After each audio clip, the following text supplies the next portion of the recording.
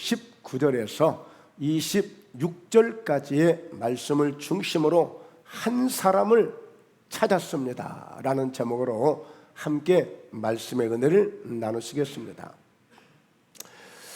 보통 한 사람을 찾습니다 라는 제목의 설교를 제가 여러 번 한 적이 있습니다만, 한 사람을 찾게 되었습니다, 한 사람을 찾았습니다 라고 이렇게 제목을 정한 것은 처음인 것 같습니다.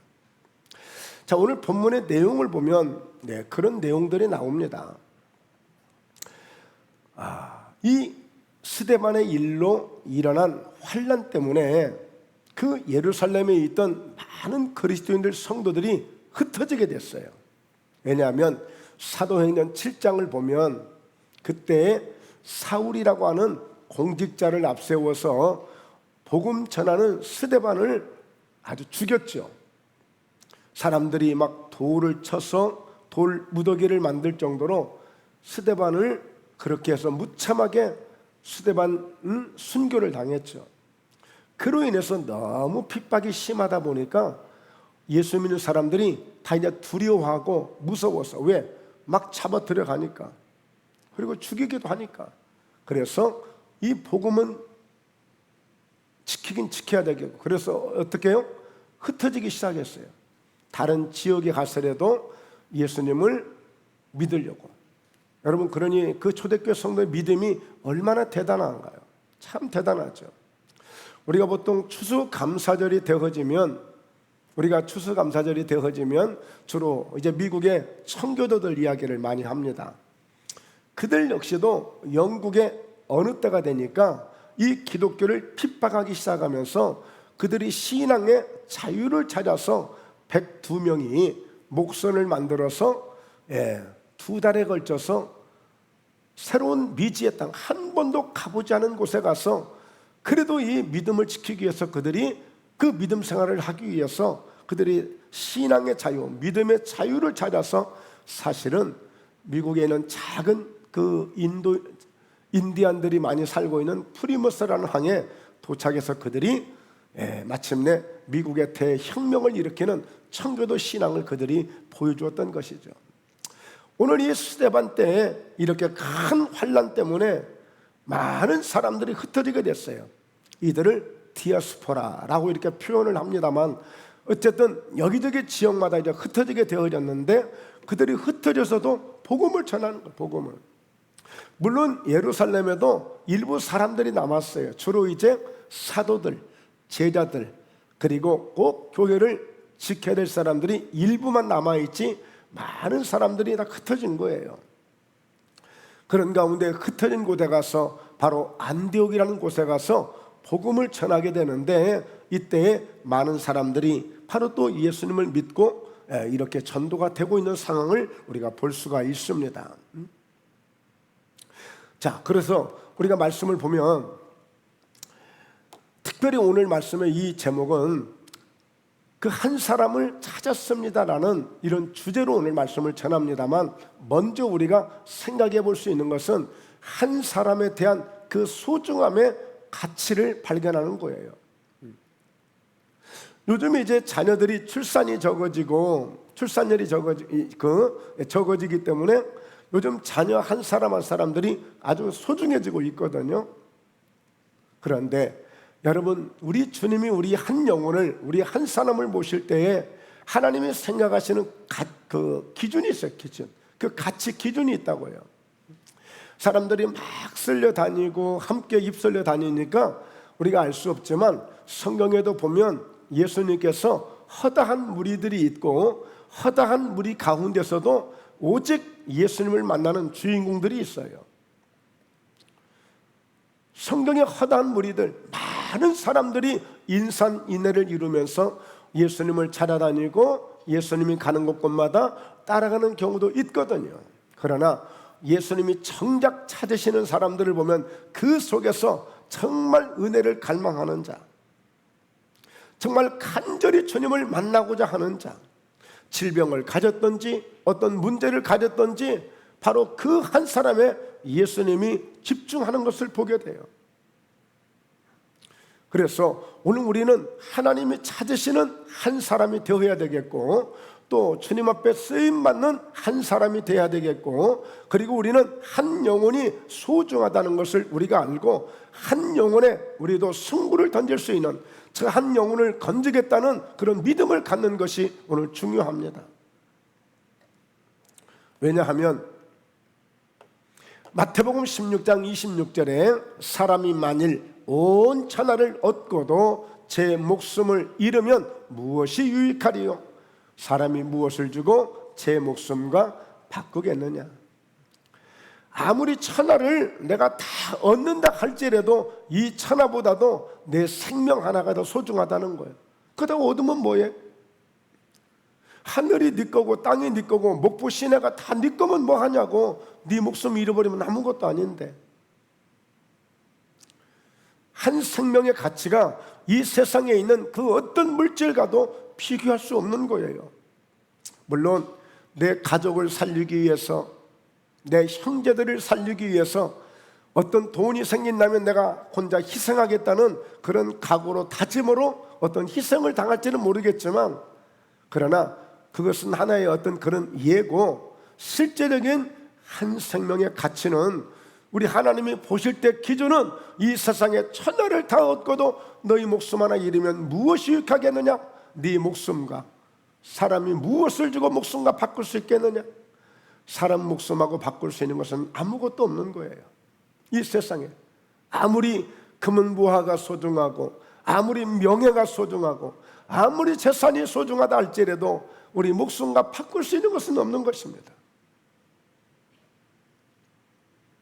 생명이 있고 우리의 생명이 있고 모든 게 있는 것이지, 생명이 없는데 모든 것을 가진들 무엇이 유익하겠느냐고요. 그래서 천하를 다 얻고도 목숨 하나 잃으면 무엇이 유익하겠느냐? 내가 천하를 얻지 못한날지라도 내 생명 하나가 오늘 주님에게 구원을 받고 하나님의 백성이 되고 자녀가 되고 우리가 하나님 나라에 함께 갈 수 있는 그런 믿음을 갖는 것, 이보다 더 소중한 가치가 없음을 기억하시길 주의 이름으로 축원합니다. 할렐루야. 실제요, 우리 몸에 있는 이 장기들, 그래서 어떤 사람이 새로 한번 다 눈도 안 좋으니까 눈도 바꾸고, 심장이 안 좋으니까 심장도 바꾸고, 간이 안 좋으니까 간도 바꾸고, 다 이 몸을 신체적인 이 구조를 새로 한번 바꾸려고 했더니 돈이 약 한 50억 정도 들어가는데, 50억 정도. 우리 몸 하나가 말하자면 장기를 구해서 이렇게 할 수 있다면 그것도 별 의미 없는 거예요. 그래서 여러분, 우리는 평소에 우리가 이렇게 은혜 안에서 건강하게 살아가는 것 얼마나 귀한 것인지 몰라요. 얼마나 소중한 것인지 모릅니다. 자, 이어서요, 누가복음 15장 3절에 보면 한 마리 양과 그리고 99마리 양을 비유로 말씀해 주셨는데 한번 볼까요? 예수께서 그들에게 비유를 이르시되 너희 중에 어떤 사람이 양 100마리가 있는데 그 중에 하나를 잃으면 99마리를 들여두고 그 잃은 것을 찾아내기까지 찾아다니지 아니하겠느냐? 양이 100마리가 있어요. 그런데 그 중에 하나를 잃어버린 거예요. 그런데 이 양을 치는 이 목자는 99마리를 그냥 들에다 두고, 들에 그냥 두고 그 잃어버린 한 마리 양을 찾기까지, 찾아내기까지 찾아다니지 않겠느냐 그랬어요. 그러니까 여러분, 오늘 이 주님이 보여주시는 심정이거든요. 이건 주님의 마음이거든요.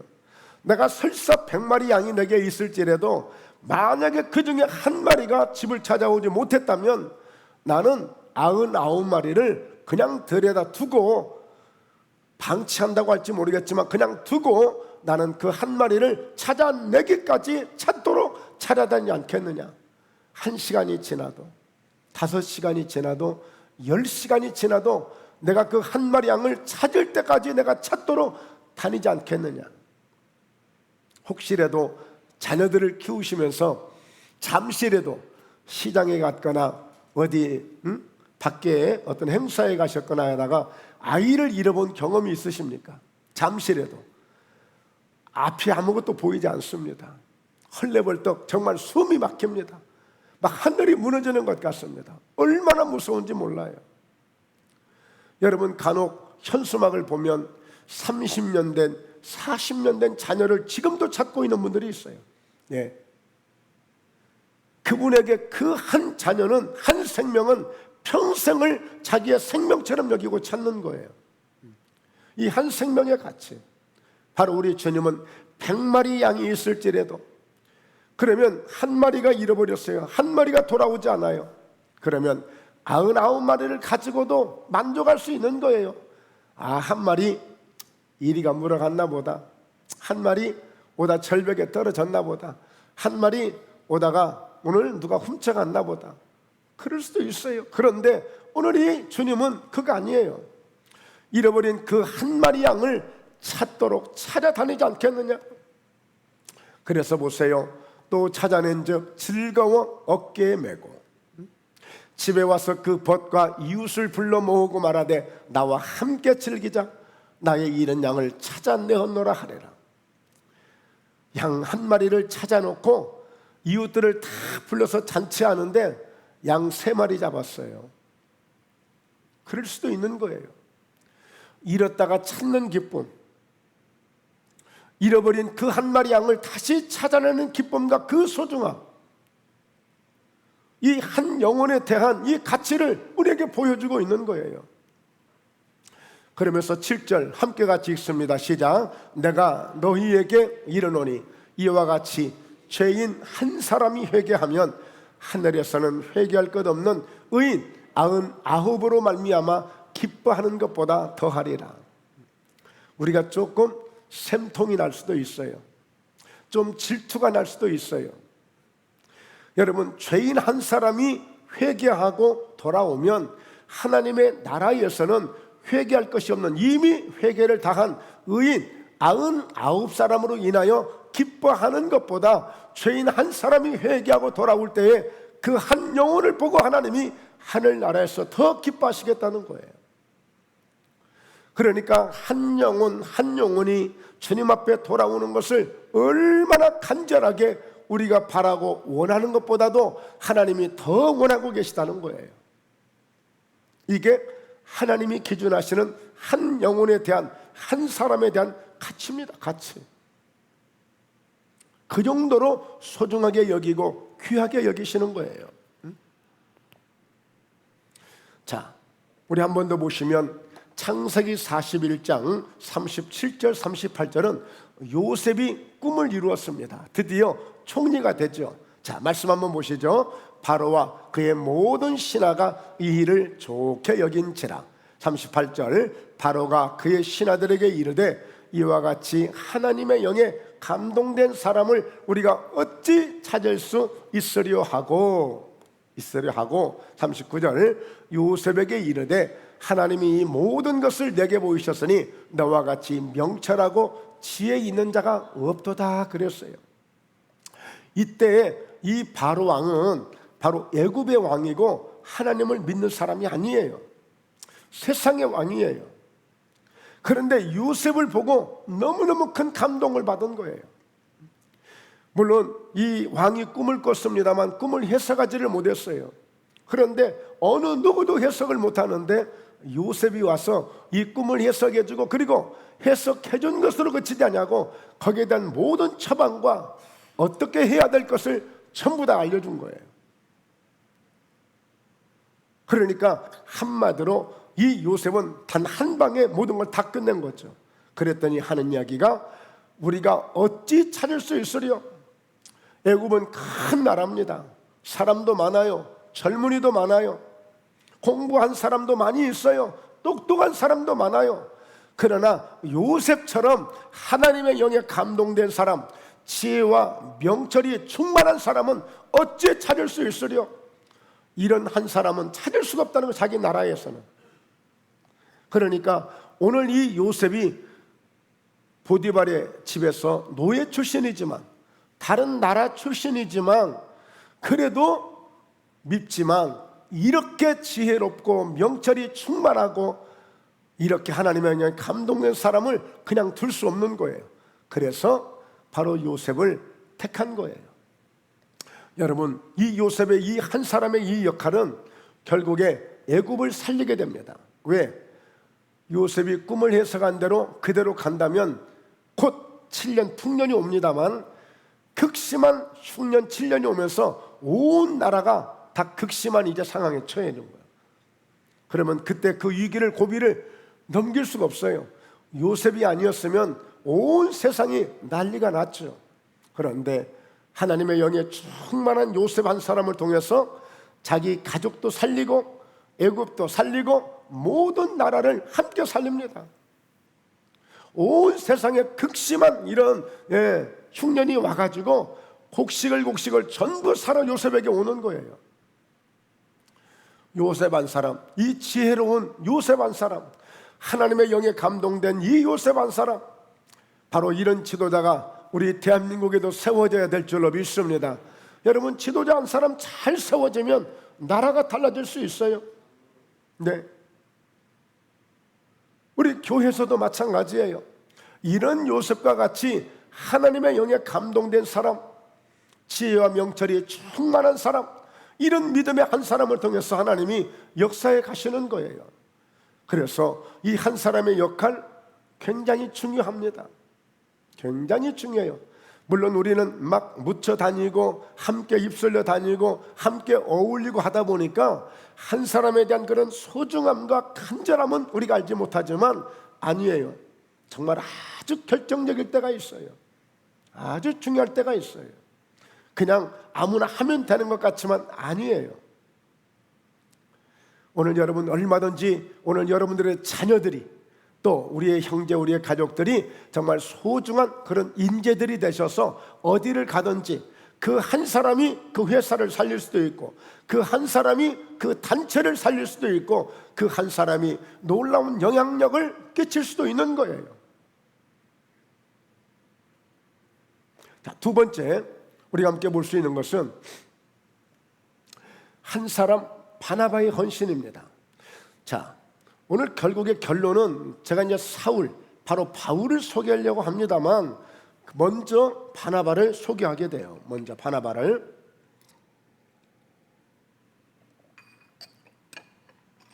자, 바나바가 어떤 사람이냐면요, 이 한 사람의 헌신을 통해서 큰 일을 감당할 수 있게 돼요. 자, 사도행전 11장 22절입니다. 예루살렘 교회가 이 사람들의 소문을 듣고 바나바를 안디옥까지 보내니, 자, 지금 안디옥에 무슨 소문이 났어요?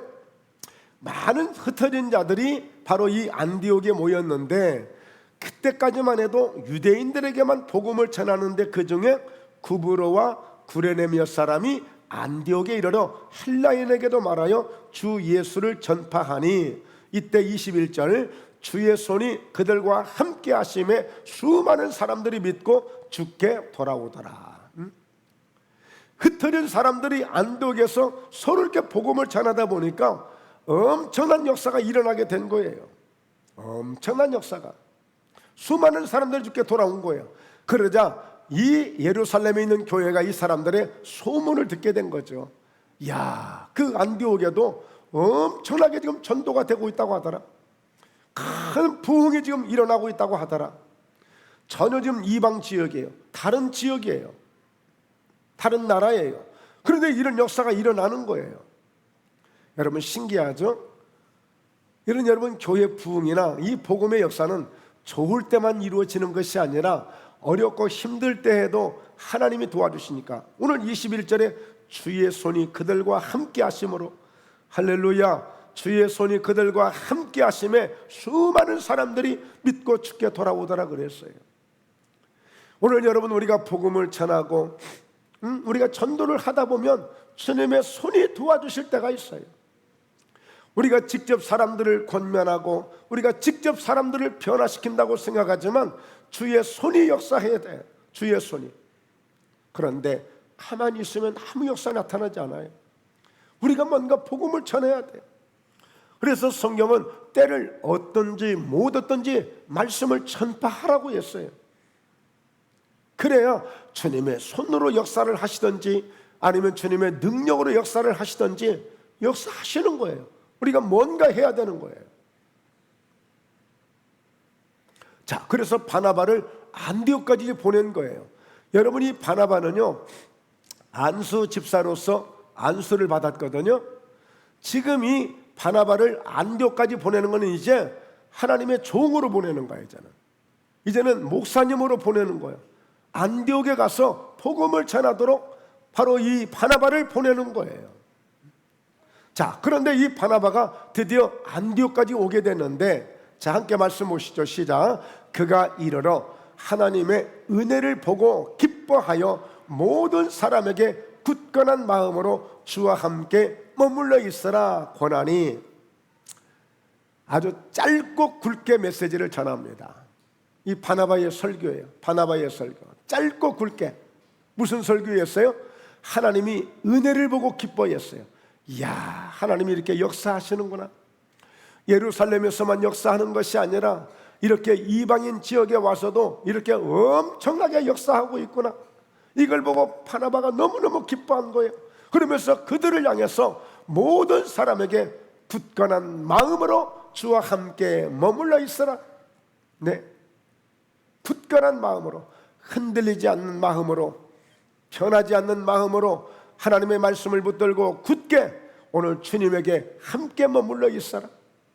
지난 이 성경이 바뀌기 전에 지난 성경은 주님께 붙어 있어라 이렇게 표현을 했어요. 아예 가지가 나무에 붙어 있듯이 오늘 절대 주님 따라하지 말고 주님과 함께 머물러 있는 이런 성도가 되도록 오늘 이 안디옥 교회에 가서 바로 바나바가 이 말씀을 전하게 된 거예요. 그러면서 이어서 바나바는 착한 사람이요 성령과 믿음이 충만한 사람이라 이에 큰 무리가 죽게 더하여지더라. 그러니까 이 바나바를 통해서 가뜩이나 지금 막 부흥이 되고 있는데 거기에다가 시너지 효과가 나타나는 거예요. 거기에다가 바나바는 착한 사람이죠. 성령과 믿음이 충만한 사람이죠. 그러니 봐도 너무 사람이 덕이 되고 본이 되는 거예요. 그러니 더 부흥이 될 수밖에 없는 거예요. 그래서 큰 무리가 주님 앞에 더해지고 있는 거예요. 그래서 이런 놀라운 성령의 역사가 목포예담교회도 나타날 수 있기를 주의 이름으로 축원합니다. 그러기 위해서는 바나바 같은 이런 역할을 감당할 수 있는 그런 한 사람이 필요해요. 모두가 최선을 다하고 있지만 더욱더 우리는 이 바나바는 안수 집사가 될 때부터 이미 성령으로 충만했던 사람이고, 그가 어떤 사람이냐? 자, 사도행전 4장에서 소개하고 있습니다. 그브로에서 난 네히족 사람이 있으니 이름은 요셉이라. 사도들이 일컬어 바나바라 번역하면 위로의 아들이라 하니. 원래는 바나바가 요셉이라는 이름을 가졌어요. 요셉이라는 이름. 자, 그런데 이 사도들이 이름을 지어준 거야. 별명을 지어준 거야. 바나바는 바로 위로의 아들 바나바. 바나바라는 이름을 붙여준 거예요. 원래는 이름이 요셉이었는데 바나바. 그건 누구라고요? 위로의 아들이야. 그러니까 이 바나바는 만나는 사람마다 누구를 대하든지 위로해주는 사람이야. 위로해주는 사람이야. 우리 한번 서로 옆 사람에게 그렇게 표현해봐요. 당신은 나에게 바나바이십니다. 네, 당신은 나에게 바나바이십니다. 그냥 나에게 너무 큰 위로가 되고 있는 분이야. 나에게 너무 큰 힘이 되고 있는 분이야. 나에게 큰 도움이 되고 있는 분이에요. 이 사도들이 바나바를 보면서 이 바나바라는 이름을, 원래 요셉이었는데 바나바라는 이름을 붙여준 거예요. 바나바라는 이름을. 그리고 어디 그뿐이겠습니까? 그가 밭이 있음에 팔아서 그 값을 가지고 사도들의 발 앞에 두니라 그랬어요.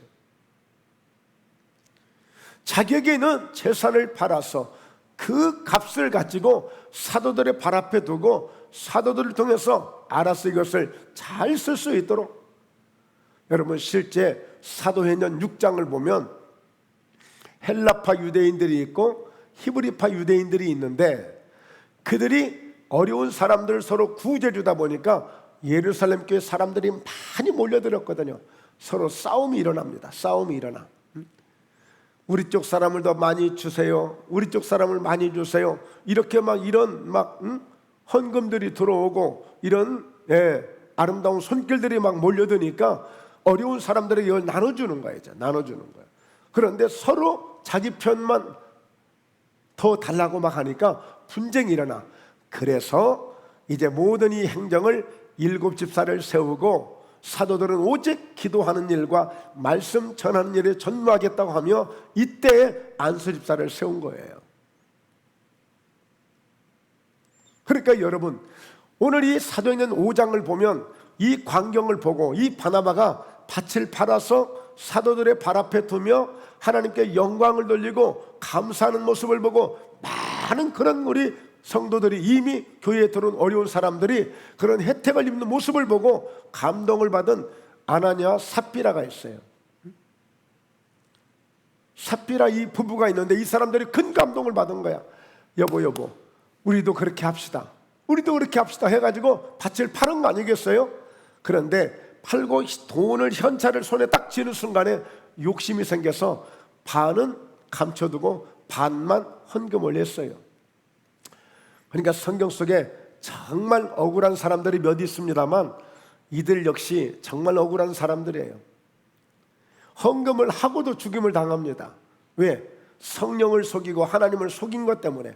하나님 앞에 드리기로 했고 반은 감춰두고 반을 가지고 왔는데 하나님을 멸시하는 거예요. 차라리 하지를 말든지. 하겠다고 해놓고 광고까지 다 했는데 반을 감춰두고 반만 한 거예요. 온전히 하지 못하고. 그러니까 오늘 이 바나바는 이미 일찍이 이렇게 많은 사람들에게 영향을 끼치고 감동을 주는 일을 많이 했어요. 자, 그랬더니 바나바입니다. 자, 그러면서 사도행전 9장 26절에 보니까 사울이 예루살렘에 가서 제자들을 사귀고자 하나 다 두려워하여 그가 제자됨을 믿지 아니하니. 자, 오늘 이 바나바는 바울하고는 전혀 모르는 사람이에요. 그런데 이미 그 사울이라고 하는 사람이 스데반을 죽일 때 그 과정을 보았거든요. 사도행전 7장에. 근데 이 사울이 사람이 아주 폭행자예요. 안악한 사람이에요. 아주 못된 사람이에요. 그랬던 사람인데 그가 예수님의 강력한 능력 때문에 사도행전 9장에서 예수님을 만나게 되거든요. 하늘에서 빛이 쫙 비치니까 그 빛이 얼마나 강력하든지 그냥 쓰러졌어요. 사울이 길에서. 그것도 다메섹이라는 도상. 다메섹. 그 어디냐? 바로 그곳에 예수 믿는 사람들이 모여서 지금 기도하고 예배 드리고 있다는 정보를 입수한 거예요. 정보를. 그래서 그들을 잡으러 가는 거예요. 그들을 잡아다가 전부 감옥에 가두고 때로는 주동자들은 죽일 수도 있는 거죠. 근데 가다가 길에서 바로 그들을, 예수 믿는 사람을 만난 게 아니라 예수님이 그 사울을 만나신 거예요. 빛으로 거꾸로 틀린 거예요. 눈도 뜨지 못하죠. 물도 마시지 못하죠. 그런 가운데 도대체 누구길래 나를 이렇게 힘들게 합니까? 나는 네가 핍박하고 있는 나사렛 예수다. 예수님께서 이렇게 말씀해요. 그러면서 다메섹 그 안에 마을에 들어가서 한 유다라고 하는 집에 머물게 하시죠. 그러면 오늘 너를 찾아갈 한 선지자가 있을 것이다.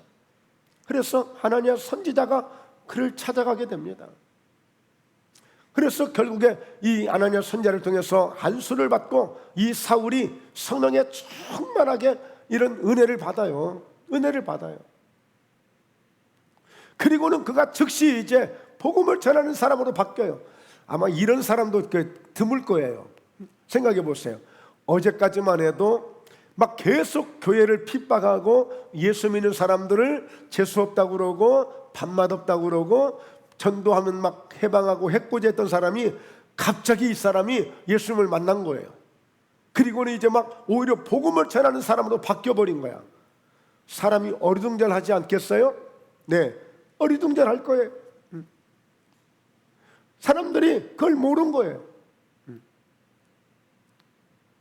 그래서 저 역시도 좀 그런 경우를 좀 경험했던 사람인데 사람들이 깜짝 놀라는 거예요. 사람들이 깜짝 놀래요. 그러니까 이 사도 바울이 이랬던 사람이야. 그래가지고 이제 막 거기서 복음을 전하니까 사람들이 어때요? 바울을 막 죽이려고 하는 거예요. 그래서 몰래 성에서 광주리에 달아가지고 밤에 내려서 예루살렘으로 피하게 만들어요. 그 다메섹에 있던 사람을. 그런데 이 예루살렘에 가서 제자들을 사귀고자 하는데 사람들이 다 사울을 두려워하는 거예요. 그리고 그가 제자됨을 믿지 않는 거예요.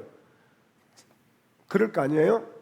저게 엉뚱한 마음을 가지고 다른 마음을 가지고 괜히 우리를 예수 믿는 척 해가지고 우리 주동자들을 찾아내고 또 주역들을 찾아내서 아주 우리에게 고통을 주고 우리를 해코지하려고 아예 작전을 쓴다고 생각하는 거죠. 그러니까 사람들이 다 이 사울을 두려워하고 사울이 변화되어졌지만 전부 다 지금 무서워하고 있는 거예요. 이해가 되시죠? 그럼 어떻게 해요? 이때에 바나바가 데리고 사도들에게 가서 그가 길에서 어떻게 주를 보았는지와 주께서 그에게 말씀하신 일과 다메섹에서 그가 어떻게 예수의 이름으로 담대히 말하여 했는지를 전하니라. 그러니까 이 바나바가 지금 이 사울이라고 하는 청년이 바울이라고 하는 사람이 어떻게 예수님을 보게 되었고 그리고 예수님께서 그에게 어떻게 말씀을 하셨고 그리고 다메섹에서 어떻게 예수 이름으로 그가 복음을 전하는 일을 바나바가 자세하게 소개를 하면서 중재 역할을 한 거야. 중재 역할. 그러니까 여러분, 바나바가 없는 바울은 없습니다. 바나바가 결정적인 일을 했던 한 사람이에요. 아주 중요한 일을 했어요. 그래서 사울이 바울 될 수 있도록 하고 바울이 바울 될 수 있었던 아주 결정적인 것은 바나바라는 사람을 통해서 이루어진 거예요. 우리 모두도 그런 경우 있습니다. 내가 이렇게 사업에서 내가 성공할 수 있었던 것도 누군가의 영향을 받을 수도 있었고요. 내가 이렇게 예수님을 믿게 된 것도 누군가의 영향을 내가 받아서 이렇게 지금 이 자리에 있을 수 있는 것이고요. 누군가에게. 바로 바나바는 이런 한 사람이 되어진 거예요. 자기는 자기가 하나님 앞에 할 도리를 최선을 다해서 다하고 또 그리고 결정적으로 이 사울이란 사람이 바울이 되어질 수 있도록 이렇게 앞장서서 자기가 이런 중재 역할을 해주었던 위로자 바로 바나바였던 것입니다. 그러므로 오늘 셋째 역사적인 주인공 사울을 드디어 이제 찾습니다. 왜냐하면 무슨 일이 있었느냐면 자 말씀을 한번 보시죠. 바나바가 사울을 찾으러 이제 다소에 가게 되는데 지금 안디옥에 와 있잖아요. 바나바가 안디옥에 와 있는데 지금 사울은 지금 없어요. 사울은 사도행전 9장에서 지금 11장인데 9장에서 이미 어디에 갔어요? 다소로 자기 고향으로 갔어요.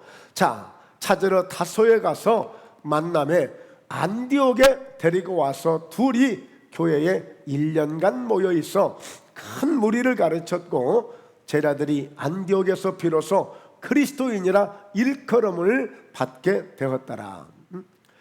바나바가 또 바울의 고향에 가서 바울을 데리고 찾아와서 안디옥에서 1년 동안 함께 지금 안디옥 교회가 엄청나게 부흥됐잖아요. 그러니 어떻게 그들을 가르쳐야죠. 교육시켜야죠. 그들을 가르친 거예요. 그 비로소 이제 그리스도인이라 일컬음을 받는 이런 놀라운 역사가 일어나게 됐는데 자 사도행전 9장 28절을 한번 보세요.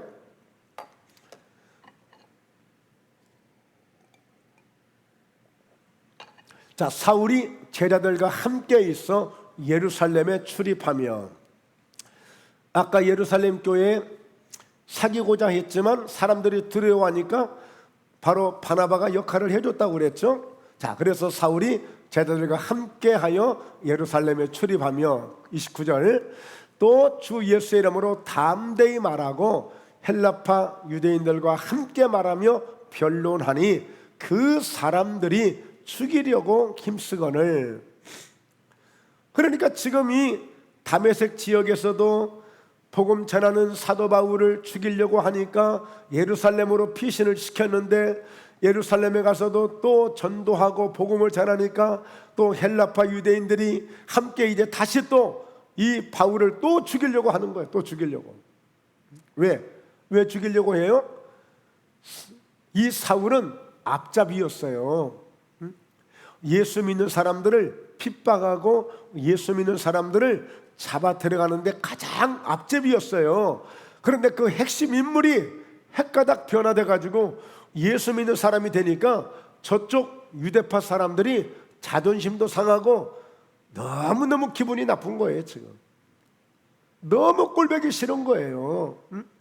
여러분 생각해 보세요.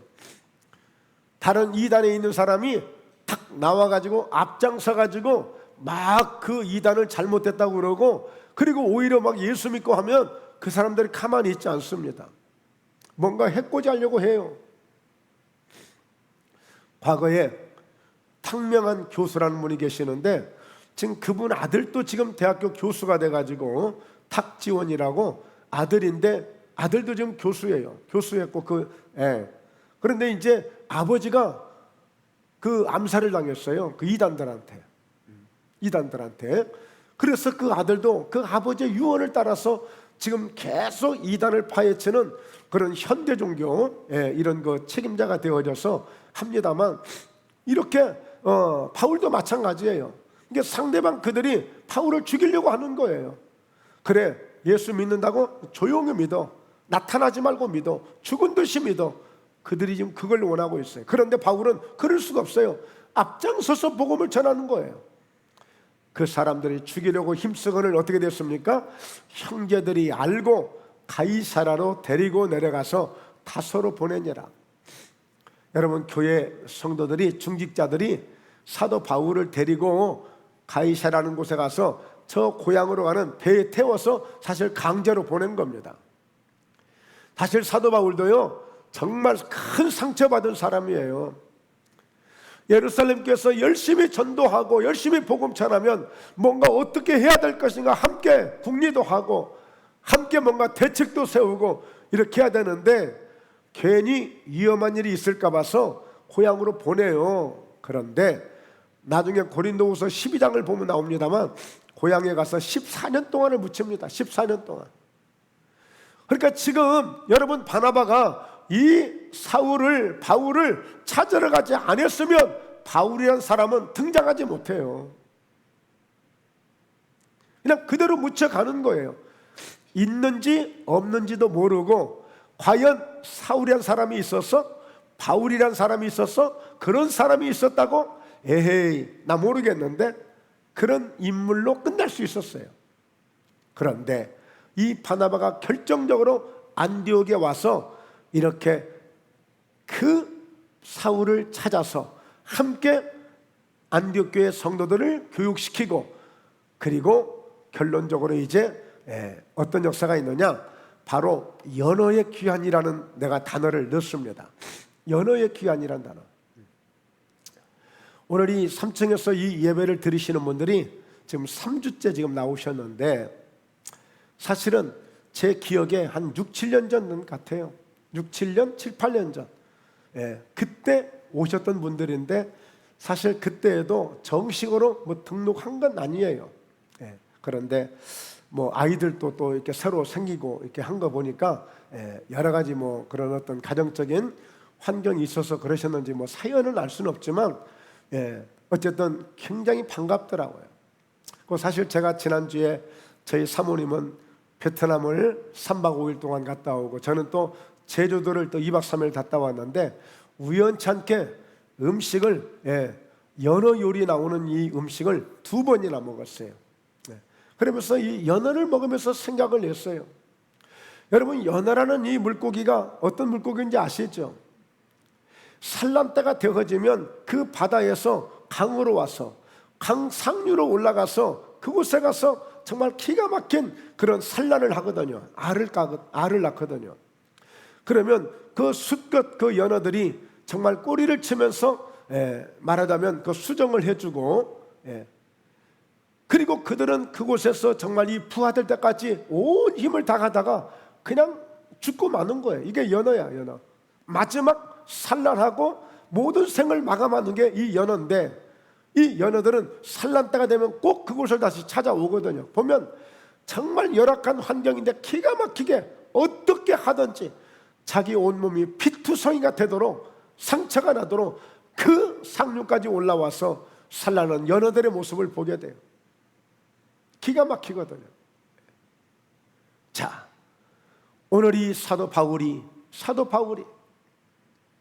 정말 이렇게 정말 예수님을 만나서 복음을 전하려고 그렇게 몸부림을 치는데 상대방들이 죽이려고 하니까 그저 피하는 게 상책이야. 그래서 강제로 사실은 떼어놓은 거거든요. 예루살렘 교회 재직들이, 중직자들이 강제로 사울을 고향으로 보낸 거예요. 그런데 그 사울을 다시 바나바가 가서 데리고 온 거예요. 누구도 그런 계획을 세운 적이 없어요. 생각을 해본 적이 없어요. 사도들도. 그런데 바나바가 안디옥에 와서 복음을 전하다 보니까 많이 부흥이 되고, 그러니까 이 사도 바울이 너무너무 간절하게 생각이 났던 거예요. 그래서 이 바나바가 온 힘을 다해서 그 바울의 고향에 찾아가서 그 바울을 데리고 온 거예요. 여러분 보세요. 사도행전 10장 1절입니다. 마침내 1년 동안 그들을 교육하고 그들을 가르치고 나서 어떻게 그들이 이제 또 하나님 앞에 쓰임받게 됩니까? 안디옥 교회의 선지자들과 교사들이 있으니 곧 바나바와 니게르라 하는 시므온과 구레네 사람 누기와 분봉왕 헤로세의 동생 마나연과 및 사울이라.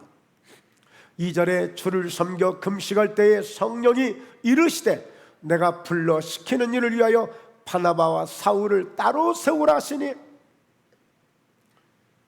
그 지도자들 가운데 금식을 했습니다. 그런데 그때 마침 성령께서 바로 바나바와 사울을 따로 세우라라는 그런 말씀을 받아요. 이어서 3절에 이에 금식하며 기도하고 두 사람에게 안수하여 보내니라. 드디어 이제 사도 바울은 안수를 받고 선교사로서의 정식으로 다시 한번 복음의 일선에 나서게 됩니다. 여러분, 성경을 우리가 보고 있습니다만 사도 바울은요, 에베소서, 빌립보서, 빌레몬서, 골로새서 이런 감옥에서도 4권의 말씀을 기록했고, 로마서, 갈라디아서, 디모데전서, 데살로니가전서 이런 성경을 13권이나 기록을 했습니다. 교회를, 얼마나 많은 교회들을 세웠습니까? 가는 지역마다 수많은 영혼들을 살렸고요. 이 한 사람을 찾게 된 거예요. 누구를 통해서? 바나바를 통해서. 헌신된 바나바가 그 소중한 한 사람 사울을 찾아서 하나님의 놀라운 일을 감당할 수 있는 이 한 사람이 되게 하신 거예요. 사랑하는 성도 여러분, 오늘 우리가 그냥 묻혀 다니고 휩쓸려 다니고 할 수 있습니다. 성경 속에 수많은 허단 무리들이 있지만 그 가운데서 예수님은 꼭 필요한 한 사람을 찾습니다. 우리 모두가 오늘 주님 앞에 꼭 주님이 쓰실 수 있는, 주님이 은혜를 주시고 주님이 함께 해주시는 그런 한 사람이 되어진다면 오늘 저와 여러분을 통해서 우리의 믿음의 명문가를 세울 것이고, 정말 목포의 담교회 큰 정말 하나님의 역사를 감당할 수 있는 역사적인 주인공이 될 수 있는 그런 성도가 되기를 주의 이름으로 축원합니다. 오늘 한 사람에 대한 소중함, 그 한 사람이 어떤 일을 감당할지 몰라요. 한 말씀만 더 드리자면 사도행전 3장을 보면 베드로와 요한이 성령의 충만함을 받고 마침내 평소에 그렇게 지나다니면서 무심코 지나다던 사람인데 안진뱅이가 있어요.